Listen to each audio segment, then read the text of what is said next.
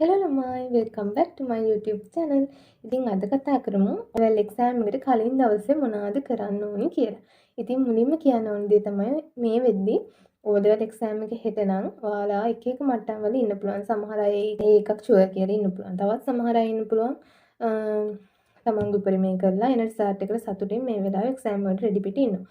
තවත් සමහර අය ඉන්නවා එක්සෑම් එකට රෙඩිත් නෑ, එක්සෑම් එකට රෙඩි වෙන්නෙත් නෑ, එක්සෑම් එක ඇත්තට දාලා ඉන්නවා. ඉතින් ළමයි එක්සෑම් එකට දවසක් තිබ්බත් සමහර සබ්ජෙක්ට්ස් වලට ඒකක් ගන්න තවමත් වෙලාව තියෙනවා. මුලින්ම කියන්න ඕන දේ ඒක. ඉතින් ඒක නිසා එක්සෑම් එකට දවසයි තියෙන්නේ කියලා ඇත්තට දාලා ෆේල් මිනිස්සෙක් විදියට ඉන්න ලේස්ති වෙන්න එපා. ඔයාට මේ දවසේ පුළුවන් උපරිමේ කරන්න. මොකද මේ දවසේ පුළුවන් උපරිමේ කරලා ඔයාට එන රිසල්ට් එකෙන් එක අකුරක් හරි වැඩි කරගත්ත කියන්නේ ඔයාට දැනෙන සතුට ඒකක් ගන්න මිනිස්සෙට දැනෙන සතුටට වඩා වැඩි සතුටක්. ඉතින් මේක නිසා පුළුවන් තරම් මහන්සි වෙන්න. පාස් පේපර්ස් ගන්න ඒ වගේ පොදු රටාව බලන්න. ඒ පොදු රටාවෙන් ආවතින් ලියා ගන්න පුළුවන් විදියට හරි පුරුදු වෙන්න. මොකද හැම සබ්ජෙක්ට් එකකම පාස් පේපර්ස් ගත්තොත් පේනවා පොදු රටාවක්. ඒ පොදු රටාවෙන් සාමාන්‍යයෙන් ඒ කියන්නේ පාස් මාකින් එක ගන්න හරිම ලේසි. ඒ විදියට තමයි ඕනම පේපර් එකක් හැදිලා තියෙන්නේ. ඉතින් ඒක නිසා ෆේල් වෙන්න බලන්නම් කිසිම සබ්ජෙක්ට් එකකට යන්න එපා. සබ්ජෙක්ට් එකට කලින් තියෙන දවසේ ඔයාලා ටෙස්ට් එකක් හරි දාගන්න හොඳටම වෙලාව තියෙනවා. ඒක නිසා ඒ වෙනුවෙන් පුළුවන් තරම් මහන්සි වෙන්න. ඉතින් ඔයාලට පුළුවන් අනිත් දේ තමයි ටයිම් ටේබල් එක මේ ඉස්සරහින් පේන ලියා ගන්න 17 බුද්ධාගම 18 මෙන්න මේවා. ඊට පස්සේ 17 බුද්ධාගම ඉවරනම ටික් එකක් දාගන්න. මේ විදිහට අර එක සබ්ජෙක්ට් එක ඉවර වෙද්දි මේ අපේ හිතට පොඩි අර ප්‍රෙෂර් එක අඩු වෙනවා. මේ O level වලින් භාගයක් ඉවරයි. තව චුට්ටයි තියෙන්නේ කියලා. ඉතින් අනිත් දේ තමයි දැන් හෙට බුද්ධාගම තියාගෙන ඔයා ඉතිහාස පාඩම් කරේ නැහැ කියලා අද ඉතිහාස පාඩම් කරන්න එපා. ඔයාට හෙට බුද්ධාගම නම් තියෙන්නේ බුද්ධාගමට ඔයා කොච්චර මේ වෙද්දි රෙඩි වෙලා තිබ්බත් ඔයා ඒකක මට්ටමක ඉන්නව නම් ඔයා පුළුවන් තරම් පාස් පේපර්ස් කරගෙන යන්න. ඔයා ඊට වඩා අඩු මට්ටමක නම් ඉන්නේ ඔයා පාස් පේපර්ස් කරන්න ඒකෙදි කරගන්න බැරි වෙන දේවල් බලන්න. ඒ පාඩම් මොනවද බලලා ඒ පාඩම් වලට අදාළව පාඩම් කරගෙන යන්න.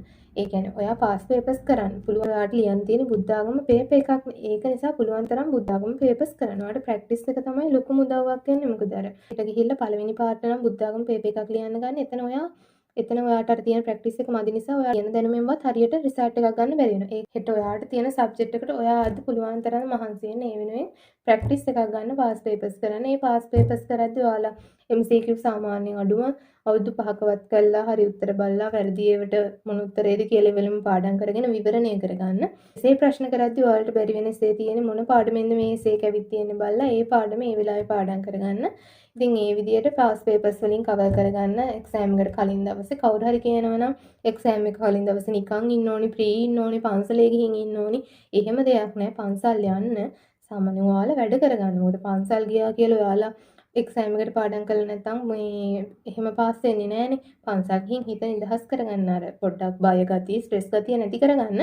හැබැයි පුළුවන් තරම් මහන්සි වෙන්න පාස් පේපර්ස් කරන්න. හෙට තියෙන දේ වෙනුවෙන් අද අනිවාර්යෙන් මහන්සි වෙන්න. ඊට පස්සේ තියෙන දේවල් ඊට පස්සේ කියන්නේ හෙට තියෙන දේ වෙනුවෙන් හැමදාම හෙට තියෙන සබ්ජෙක්ට් එක වෙනුවෙන් අද මහන්සි වෙන්න.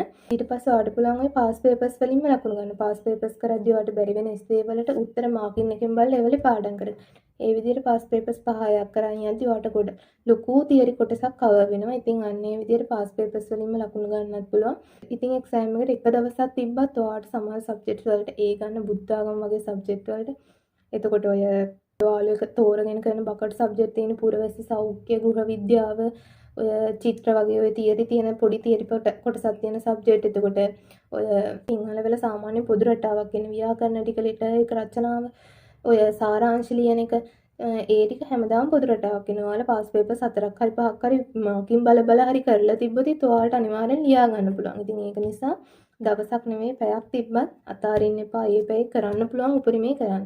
කවදාවත් පස්තැවීමක් ඉතුරු කරගන්න එපා. රිසල්ට් ආවට පස්සේ අපරාධේ මම මහන්සි වුණා නම් ඊට වඩා රිසල්ට් එකක් ගන්න තිබ්බ කියලා. ඒ හින්දා පුළුවන් තරම් මහන්සි වෙන්න. එහෙනම් ඉතින් හෙට තියෙන මොන සබ්ජෙක්ට් එකකටද ඒ සබ්ජෙක්ට් එකට පුළුවන් උපරිමයට මහන්සිලා ගිහලා කලබල වෙන්නේ නැතුව දන්න තරමින් ලියලා එන්න. කවදා හරි දවසක ඔයාගේ උපරිමෙන් ඔයා මහන්සි වුණා කියලා සතුටු වෙන්න පුළුවන් විදියට මේ වැඩේ කරලා ඉවර කරන්න. එහෙනම් ඔයාලා හැමෝටම all the best.